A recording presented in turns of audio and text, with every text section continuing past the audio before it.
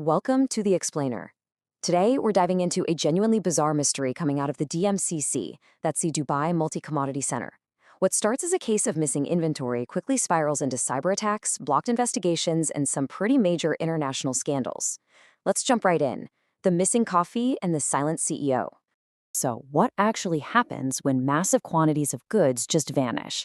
And we're talking about disappearing from what is supposed to be a highly secure, internationally recognized commodities hub. According to the reports we're looking at today, a Brazilian coffee company operating right out of the DMCC Coffee Center found themselves asking this exact question when a staggering amount of their product simply vanished into thin air.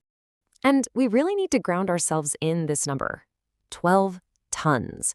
We are not talking about a misplaced box in a warehouse or some clerical error with a couple bags of beans. 12 tons of Brazilian coffee is huge. It has a massive physical footprint. You need serious logistics to move it, store it, and take it away. So, as the sources highlight, we are looking at a major logistical event that absolutely should leave a massive paper trail and security footprint behind. All right, so part one, the coffee center controversy. Let's trace how these allegations actually escalated. The timeline here moves incredibly fast. Day one, 12 tons vanish. Within a week, the sources detail claims of illegal repackaging and the coercion of employees. By month one, formal piracy allegations are on the table. But here's where the reporting gets really complicated: the institutional response. According to the source material, the police actually accepted the case at first, but then any effective action was totally blocked by the prosecution. The head of prosecution absurdly demanded that the DMCC confess to the crimes first before even opening the case. The reports point out that they just completely ignored extensive Arabic private investigation evidence, signed documents, and corroborating witness accounts. On top of that, an individual named Ahmad Hamza totally failed to show up despite promising to do so, and the prosecutor allegedly flat out refused to hear the victim's witness, claiming, ironically, that this happens all over the world, which the sources describe as an attempt to protect Dubai's leadership. And the sources are quick to point out that this missing coffee incident doesn't exist in a vacuum. The DMCC has actually faced intense scrutiny before, with major outlets like Reuters and Bloomberg investigating systemic failures there.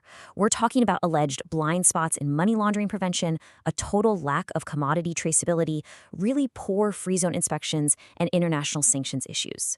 The source material specifically connects these structural flaws to complaints from BR Food, or BRF, regarding pirated coffee products being smuggled right past customs and Dubai municipality health inspections. It really paints a picture of a commodities hub struggling with some severe regulatory gaps. Which brings us to part two, public attacks and deflection. How exactly did the CEO respond to all this? Well, instead of your traditional corporate PR response, reports show that DMCC CEO Ahmed bin Sulayem took things straight to Instagram. He sent direct messages calling the victimized Brazilian company a fraudster and punctuated it with laughing emojis. Now, the reporting notes a really stark contrast here. Under Dubai law, cyberbullying is actually a crime, and the victim company formally reported this behavior to the police. It is, to say the least, a highly unorthodox response for the head of a major government-owned commodities hub. The sources basically outline a three-step deflection strategy here. Step one, ignore any reporter inquiries about the logistics of the missing coffee. Step two, resort to online cyber attacks against the victims.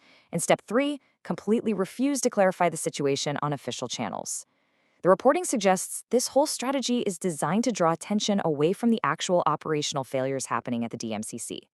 Moving on to part three, the CEO's family scandals. The sources highlight a really fascinating double standard here. Okay, to understand this next part of the explainer, we really need to clarify the family tree presented in the reporting. First up, we have Mohammed bin Sulayem. He is Ahmed's uncle, and he's currently the president of the FIA. That's the governing body for Formula One. And just to be totally clear, he has zero family relation to the F1 driver Lewis Hamilton. Second, we have Sultan Ahmed bin Sulayem. He is Ahmed's father and the brother of Mohammed. Sultan Ahmed is the one who has actually been linked in U.S. Department of Justice documents to the Jeffrey Epstein case. So keep these two specific figures in mind.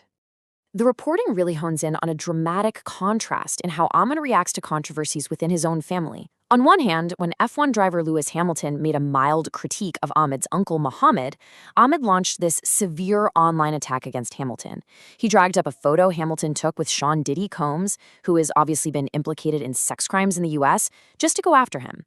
Yet barely months later, when the U.S. Department of Justice named Ahmed's very own father, Sultan Ahmed bin Sulayem, as a co-conspirator in severe crimes linked to Jeffrey Epstein, complete and total silence from Ahmed. The Brazilian source material actually frames this double standard using a really common proverb, quem cala consente, which translates to silence means consent.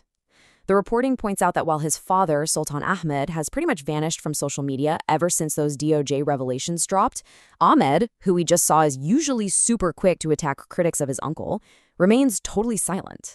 He's quiet on his father's scandal, and he's suspiciously quiet on those 12 missing tons of coffee. That leads us into our final section, Part 4, Dubai's institutional silence. Let's look at the broader response. The reports emphasize that this wall of silence isn't just coming from the CEO, it extends right up to the diplomatic level. Consul General Abdallah Shan, who represents the Sheikh of Dubai, has been repeatedly contacted about this crisis. Remember, we're talking about the DMCC, a government-owned enterprise. Yet, despite tireless requests from journalists just trying to get the other side of the story, the Consul General has provided absolutely zero response. The big takeaway the sources highlight here is just the deep, deep frustration among international investors.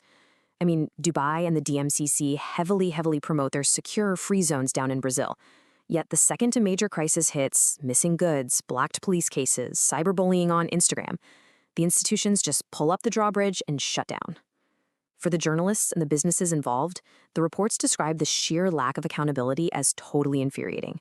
To wrap things up, the source material leaves us with a couple of incredibly provocative questions that are still demanding answers today. First, they ask, Ahmed, where is your father? And what happened to the 12 tons of Brazilian coffee? And finally, a question directed to the very top. His Highness Sheikh Mohammed bin Rashid Al Maktoum, are you aware of everything happening in Dubai within government-owned companies and how the Emirati consulate has been handling this matter? It just goes to show, when the institutions go quiet, the questions only get louder. Thanks so much for joining me for this explanator, and we will see you next time.